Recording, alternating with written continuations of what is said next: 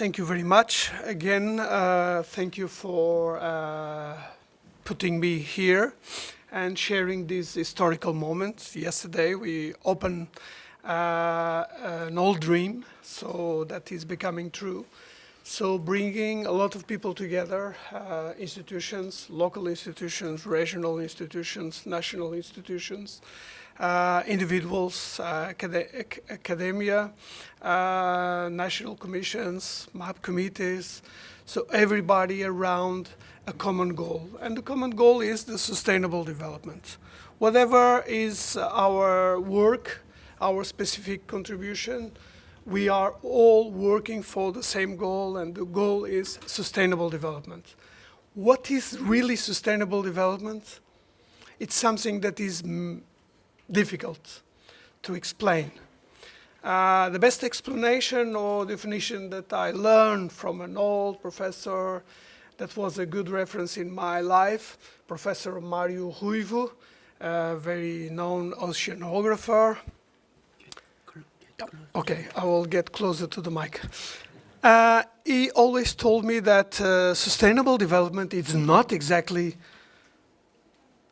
social, economic, and environmental, 33.3% of each, and then you mix, and here we are. No, he said that sustainable development is a useful utopia. So, an utopia is an idea that we know that we dream, that we know it's impossible to achieve, but he said it's useful to have it. So it's useful to guide us like a lighthouse. Let's move towards that idea. We know that we will never reach. It's very difficult. It's different from site to site. Because, okay, we need to consider the social, economic, environmental dimension, and also the governance, the fourth dimension of sustainable development. But we know it's not just about measuring and ensuring that each part is equally considered. Because sometimes we need to put environment ahead, but sometimes we need to put the social dimension ahead, and sometimes we need to put economy ahead. So it's a game that we need to be honest. It's like when we are cold, if we pull the blanket to the top, we will get the feet cold. If we let the head out, so that is the game. Anything that we do, if we are a protected area manager, or if we are a teacher, or if we are a scientist, or if we are a manager or a politician, what we should do is do our best to promote socioeconomic development, considering the need of preserving natural values, because they are needed, not just because of their intrinsic value, but because they are instrumental to ensure what we call development. And we believe that internationally designated areas are best placed to showcase, to lead by example, and to facilitate information, knowledge, cooperation, to mobilize everybody towards this very much needed sustainable development. Myself, I believe that what happens in a biosphere reserve can happen everywhere. Because a biosphere reserve, just to give an example, but I can put also a Ramsar site, although it is a little bit more specialized, or a geoparks, or a World Heritage. Each of them has a specific combination of and program rules and regulations. But what happens in a biosphere reserve can happen everywhere. So if a biosphere reserve is working well, ensuring that the core areas are well preserved, that the buffer zones are ensuring the protection that we need, but also demonstrating that sometimes, and for many situations, it's possible to use even critical natural assets to promote jobs, development, and new opportunities to increase efficiency and better management, then why don't we use that for the rest of the world? We don't need to classify the planet as a biosphere reserve to do that. But there is an issue, it's communication. We need to share this. So when we come to UNESCO, it's where I work. UNESCO is a very simple thing. It's not a foreign body, it's a UN agency. So it's made of people, and the boss, as I said already today, it's member states. It's a UN organization that is ruled and managed by member states, which means countries. And these member states, right after the Second World War, after the big war, they thought that maybe it will be good to pay attention to education, to culture, to nature, and to science, in a way to build peace in the mind and spirit of people. Because the wars, they start in the mind of the people, so the peace should be built also starting from the mind of the people. And if we build better educational systems, if we pay respect to our heritage and culture, if we promote science and technology to better understand who we are, what are we doing, how we interact among ourselves and between ourselves and nature, maybe the world can be a little bit better. And that is why the member states decided to set up UNESCO. But then we need to bring this into a more operational stage. And we operate through programs and projects. And we have several conventions. And this is where we have sites at UNESCO. So we have the MAP program that currently has 759 biosphere reserves in 136 countries. This year, we hope that this figure will grow at least around more 30 sites. It's the biggest number of new nominations received at UNESCO after more than 50 years. We had more than 35 applications this year, including 5 new countries. So I don't know if all of them will be approved, but at least around 30, which means that the world, even after more than 50 years, it's looking to these sites as very useful, or at least interesting, and they are each more interested. Why? We will see a little bit later. More recently, the Geoparks program within the IGCP set up the Global Geoparks of UNESCO. So that's why the figures are a little bit less. So we have 213 global geoparks in 48 countries. It's a young program, although in my personal opinion, the figures should be higher, in particular in Africa, where we just have 1 geopark in sub-Saharan Africa. And for those that know what is Africa from a geological perspective, it's not acceptable that we just have, for the moment, 1 geopark in sub-Saharan Africa. So there's a lot of work to do, but in any case, we have this program. And there is also another program and the convention that is the World Heritage that brings together, maybe it's the most known program at UNESCO, the World Heritage, which brings together sites that can be natural, can be cultural, or can be mixed. So these are some of the ways these programs to operate with sites. One question that often may appear is, why do you need different classifications? Are you competing? What is better? Geoparks, biosphere reserves? The answer is very simple. It doesn't matter. And Midas is the best demonstration. They can overlap, and there's no problem.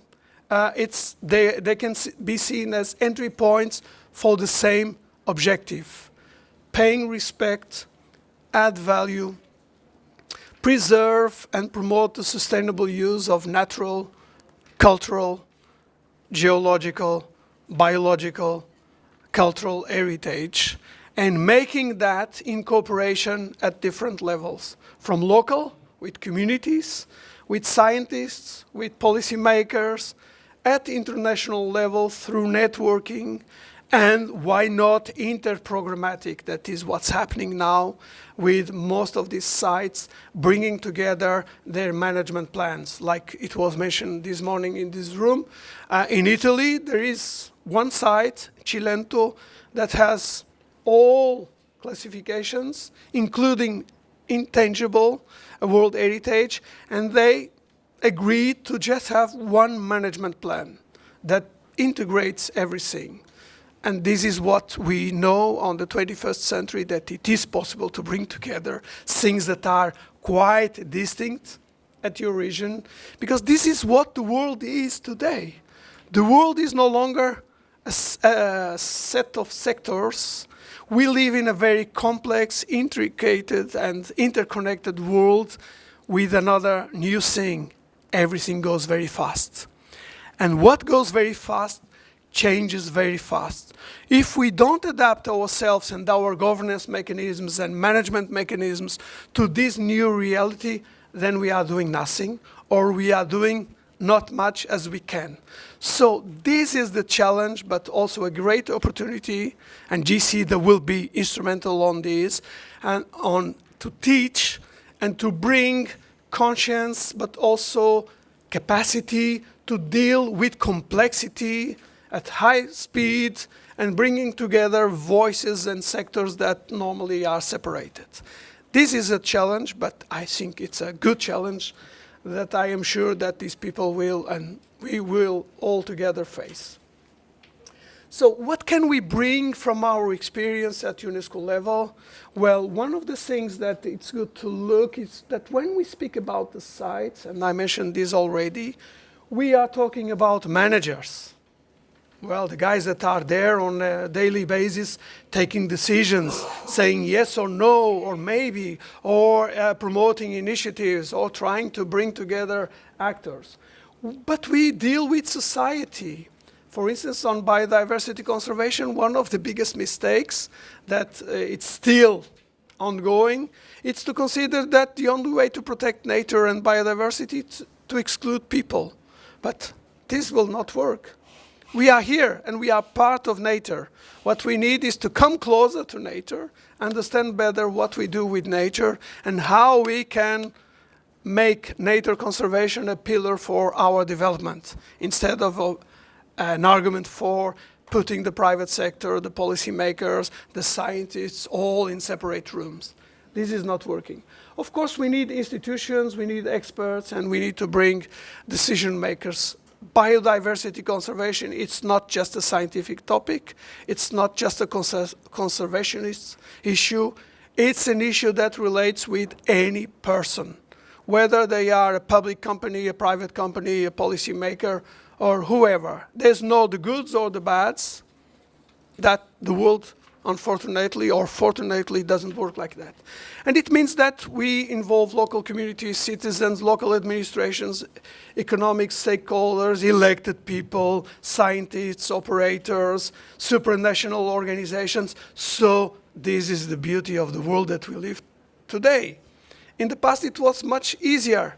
It's the National Park Service. That's it. It's their business. Like with health.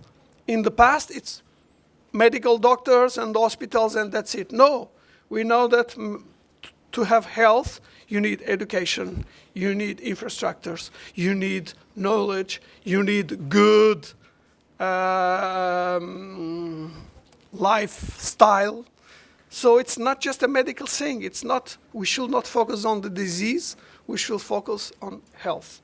So we can bring the experience of these sites. Not all of them are working well, let's be clear, but they should be, they all ensure a cooperative and collaborative governance. This is very important. Everybody has a voice and something to say. They, as Tim mentioned, they are the best way to bring to the local level what people see on TV. Because people on TV, when they see news about the COP 30 or 29 on climate change, the image is, oh, that's a complication negotiation. What is my role? What can I do here in this isolated island, in this small island? So through the Midas, through the sites, they are part of the global systems. They can understand what is their role, what they can play, and their responsibility. But also to bring different approaches, not only biology or geology, but integrated, and even social sciences. They are really important. One of the most important features of any site, it's not biodiversity per se or species, it's landscape. Landscape, it's what shapes our perception of the world as individuals or as a community. And the natural landscape with the sea, with the mountain, it's what shapes Jeju community. Jeju perception of the world, of the universe, if you want, of the relation between humans and nature, it's shaped because of this landscape that is made of species, of water, of rocks, of wind, all the features. And it's what brings humans closer, this. So we believe that we can work, and these sites can work, as it was mentioned here, as frameworks for collaboration. So I will pass now a small video to review what is a biosphere reserve. Just as an example, it can be a geopark or other thing. So this is a short video that we did upon a request of a few ambassadors that they didn't understand. They were coming to us and saying, but I don't understand. I want to understand. It's a protected area. How the private sector can work. What is the role? What is the motivation? I don't understand. Tell me. Because they believe that it's something to put here or a sticker that UNESCO gives, and that's it. It's done. No, it's a process. So we build this communication material to ensure that we are in the same level. So let me see if the sound works.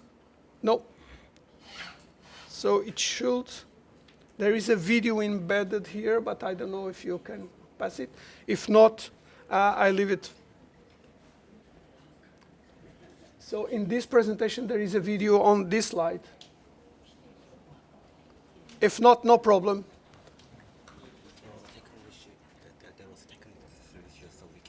Okay, you cannot pass the video. You can share the video after, because it shows what is a biosphere reserve.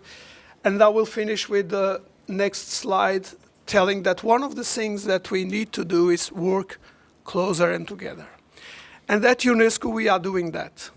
So we are working with our colleagues of the World Heritage Convention and Department, as well as the geoparks and the biosphere reserves. They are coming together. And we are launching very soon, so in 1 month or even less, we are launching a joint geospatial platform for the UNESCO designated sites. So this is a demonstration of the need to work together, and I believe that GCIDA can easily connect with this platform, specifically addressing the dimension of those sites that have that overlaps. So the multi-international designated areas, including Ramsar, they can be connected. So for us, it doesn't matter. We don't need to own everything. So GCIDA component can be easily linked, and the interface can be GCIDA portal or UNESCO portal or both at the same time, whatever is what you want. So the question is to provide tools for monitoring, for displaying, and by doing this we can increase awareness, we can sensitize, but especially we can provide data that can help managers but also decision makers to take decisions, and even citizens. So basically we will not display information that it's not allowed by the owners and the member states. We will make public what each individual site or country accepts. But we want to provide a dashboard for managers and for Category 2 centers together, and we are doing this together with other centers, and we are inviting GCIDA to consider being connected with this and working together, because you don't need to build what is already there. So just use the platform, make it your own platform if it fits, and then what you need to do is add what is missing, and then we will be also broadcasting what GCIDA is doing. So we look very much forward for the next stages. We will be with you together in this journey towards the demonstration that these sites can really boost sustainable development. 300 million people are living on these sites. So if we can motivate 300 million people and increase their conscience about this, I think we are doing already a great job, and then the rest of the population in the planet can learn from this 300 million, which is already a significant figure. Thank you very much.